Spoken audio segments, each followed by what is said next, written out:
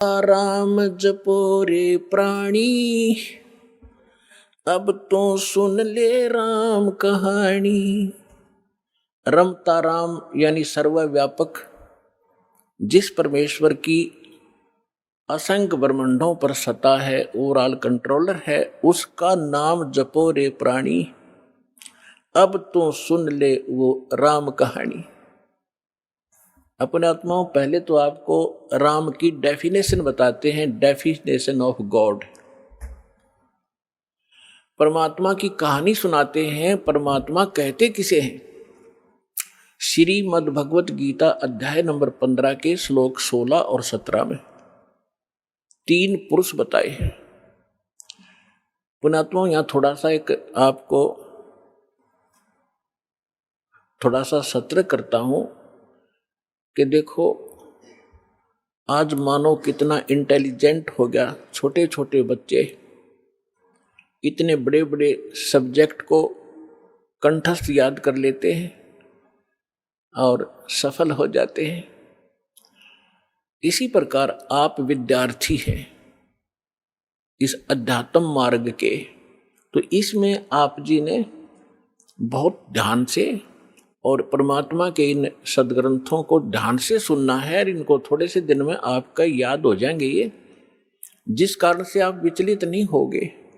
इसलिए आपको ये कथाएं सुनाई जाती हैं, रह रह कर उन सदग्रंथों के वो श्लोक और अध्याय बताए जाते हैं, ताकि आप याद रखो और भी कोई पूछे उसको, भक्त को बता सको। फिर वो जाकर के अपने पास रखी हुई उन पुस्तकों को देखेगा कि इस भक्त ने जो श्लोक और मंत्र बताए हैं ये सही है कि गलत।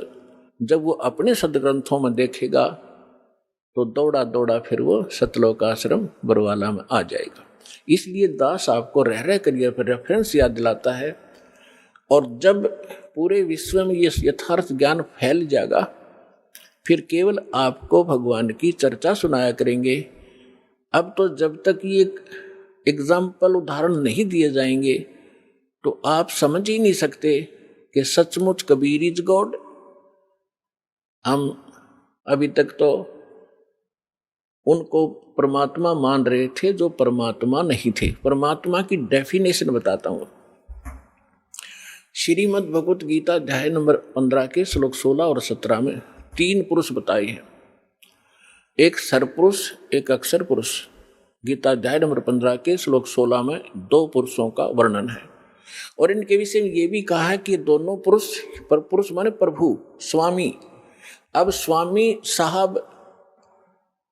साहब जिसे कहते हैं, जैसे हम कहते हैं तहसीलदार साहब, भाई कमिश्नर, डीसी साहब, डीएम साहब, कमिश्नर साहब, मंत्री साहब, मुख्यमंत्री साहब, प्रधानमंत्री साहब, राष्ट्रपति साहब, ये सभी साहब हैं, सभी स्वामी हैं, ये मालिक हैं, लेकिन अपने अपने अक्षेत्र के। तो इनमें कंप्लीट जो साहब है वो कौन है? राष्ट्रपति, और सेकंड नंबर फिर प्रधानमंत्री। इसी प्रकार सरपुरुष ये ब्रह्म है, ज्योत स्वरूपी निरंजन ये काल है, ये केवल 21 ब्रह्मांड का स्वामी है, मालिक है, साहब है, राम है। राम कहो, साहब कहो, गॉड कहो, अल्लाह कहो, रब कहो, खुदा कहो, ये उस परमात्मा के ही पर्यायवाची भाषा भिन्न नाम है। तो ये इन दोनों के विषय में कहा 15वें अध्याय के 16वें श्लोक में श्रीमद् भगवत गीता में कि सरपुरुष और अक्षर पुरुष इस पृथ्वी वाले लोक में ये 2 पुरुष हैं, और इनके अंतर्गत जितने प्राणी आते हैं 21 ब्रह्मांड तो हैं ब्रह्म के, और 7 शंख ब्रह्मांड, नील, पद्म, शंख, ये काउंटिंग है गणित रीति से। 7 शंख ब्रह्मांड का स्वामी है अक्षर पुरुष। वैसे अक्षर का अर्थ होता है अविनाशी, लेकिन ये अविनाशी नहीं है, ये चिरस्थायी है, और इसलिए इसको भी अविनाशी कहा गया है। ये वास्तव में अविनाशी नहीं है, क्योंकि इससे अगले मंत्र में, 17वें मंत्र में गीता जी में वो स्पष्ट हो जाता है। इसमें क्या बताया कि सरपुरुष और अक्षर पुरुष तथा इनके अंतर्गत जितने प्राणी शरीरधारी हैं ये सभी नाशवान हैं, इंक्लूडिंग सरपुरुष और अक्षर पुरुष। फिर बताया है लेकिन जीवात्मा किसी की नहीं मरती। फिर 17वें श्लोक में गीता अध्याय नंबर 15 के श्लोक 17 में कहा है कि उत्तम पुरुष है तू अन्य, उत्तम पुरुष है तू अन्य। उत्तम माने श्रेष्ठ, पुरुष माने परमात्मा। वो श्रेष्ठ परमात्मा तो इन ऊपर वालों से कोई भिन्न है। और परमात्मा इति उदाहरते, जिसको परमात्मा कहा जाता है, जिसको परमात्मा कहा जाता है उस परमात्मा, वैसे परमात्मा शब्द श्रेष्ठ आत्मा को कहते हैं। तो परमात्मा वो है जो केवल सुख देता है, दुख नहीं देता। बाकी हम अन्य को भी परमात्मा मान बैठे, जैसे सरपुरुष काल को भी हम परमात्मा कहा करते, ब्रह्म को। ये परमात्मा नहीं है। जिस लोक में आप रह रहे हो ये लोक परमात्मा का नहीं हो सकता। किसी का बेटा मर गया, किसी की बेटी मर गई, किसी की कैंसर होगी, किसी की टांग कट गई, किसी के हाथ कट गए, कोई अन्य रोग से पीड़ित है, हाहाकार मचा हुआ है, एक्सीडेंट में मर जाते हैं, फ्लड आ जाती है, अक्षेत्र का क्षेत्र तबाह हो जाता। ये परमात्मा का लोक नहीं हो सकता। और अक्षर पुरुष के लोक में भी यही स्थिति है।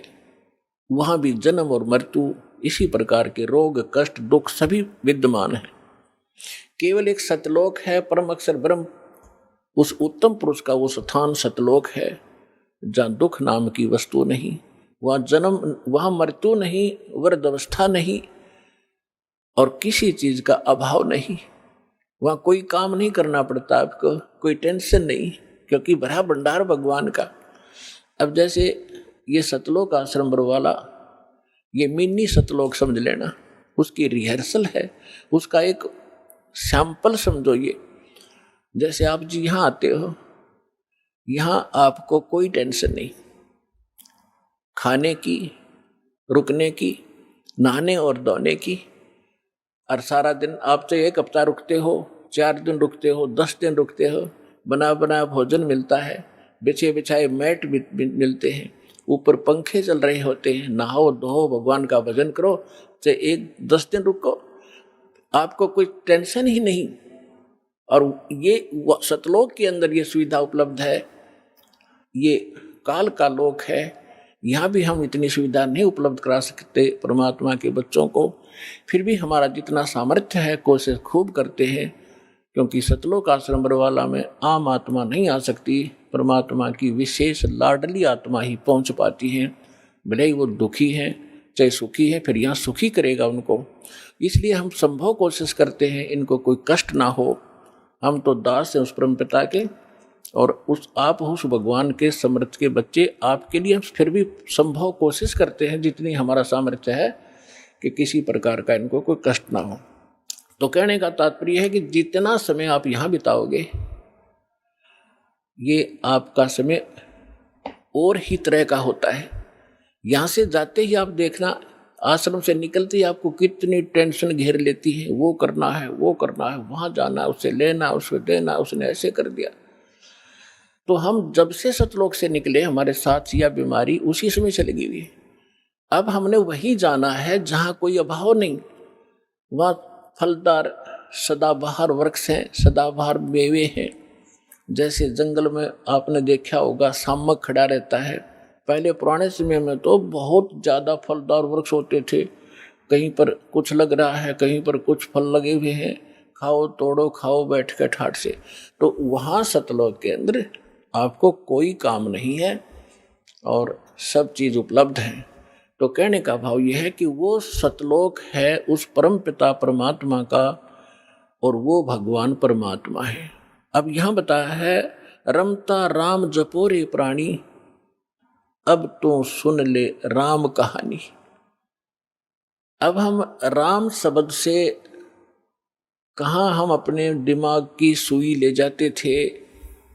श्री रामचंद्र जी सन ऑफ राजा दशरथ, अयोध्या का राजा, हम जब राम शब्द हमारे हृदय में आता था, हमारे धर्म गुरुओं ने हमें ऐसा गलत फीड कर दिया था कि राम नाम आते ही वो धनुष बाण लिए हुए श्री रामचंद्र दिखाई देते थे। देखो, अब राम समझना हमने राम की डेफिनेशन समझनी है।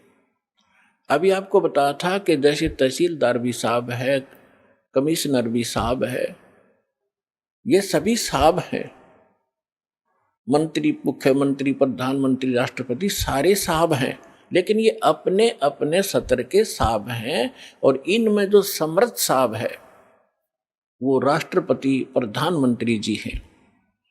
इसी प्रकार रामचंद्र जी ये श्री विष्णु समझो, सतोगुण विष्णु। और विष्णु जी की कितने राम हैं, कितने मालिक हैं, कितने पुरुष हैं, कितने प्रभु हैं, कितने देव हैं, ये केवल एक सतोगुण प्रधान परमात्मा, सतोगुण प्रधान भगवान राम है ये।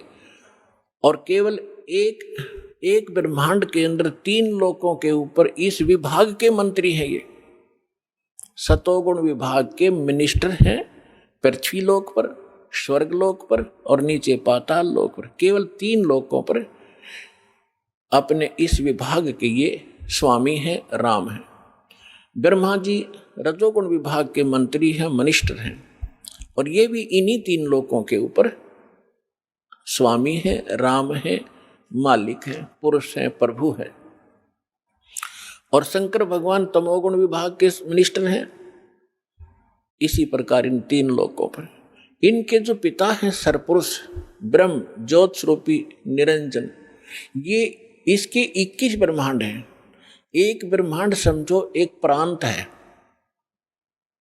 और ये प्रत्येक प्रांत में मुख्यमंत्री का, चीफ मिनिस्टर का रोल करता है। अपने 3 पुत्रों को ये प्रधानमंत्री, ये मंत्री बनाकर रखता है, मुख्यमंत्री। मुख्य मीन यहाँ वाला मुख्यमंत्री नहीं, यानी अन्य से जैसे देव और भी हैं, जैसे जल का देवता वरुण है और धन का देवता कुबेर है, ऐसे ये अलग अलग जो और देवता हैं, जैसे सूर्य प्रकाश स्रोत का देवता भगवान प्रभु सूर्य है। सूर्य ये आग का गोला नहीं है, एक देव है जो इन प्रकाश स्रोतों का स्वामी है। जैसे बिजली मंत्री होता है, बिजली मंत्री, विद्युत मंत्री, वो कोई पत्थर का नहीं होता या कोई वो बिजली चमकती हुई नहीं होता, वो एक इंसान होता है, उसके कंट्रोल में बिजली विभाग होता है। इसी प्रकार सूर्य देव ये नहीं है जो सूर्य चमक रहा है, इनके ऊपर कंट्रोलर है सभी सूर्यों पर। इस ब्रह्मांड के अंदर भी कई सूर्य हैं, एक नहीं। और ऐसे ऐसे बहुत से और भी प्रकाश स्रोत हैं चंद्रमा की तरह, तो उन सब का कंट्रोलर वो है। ऐसे तो कहने का भाव ये है कि ये केवल 21 ब्रह्मांड का स्वामी है सरपुरुष। और अक्षर पुरुष 21 ब्रह्मांड, 7 संग ब्रह्मांड का राम है, 7 संग ब्रह्मांड का स्वामी है, मालिक है। और परम अक्षर ब्रह्म, पूर्ण परमात्मा, उत्तम पुरुष है तू अन्य, वो कबीर देव जो है परम अक्षर ब्रह्म, वो असंख्य ब्रह्मांड का राम है, मालिक है, स्वामी है। तो अब क्या बताते हैं, रमता राम जपो रे प्राणी, अब तो सुन ले राम कहानी। कच्छ मच्छ कूरम ना होते, धौल धरनी नहीं ध्यानी।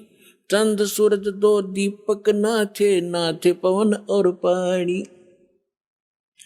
भाई कच्छ मच्छ ये कूरम ना होते, धौल धरनी नहीं ध्यानी। चंद सूरज 2 दीपक ना थे पवन और पानी। ब्रह्मा विष्णु महेश नहीं होते, नहीं लक्ष्मी नहीं गौरज रानी। सावतरी नहीं सनकादिक तब हो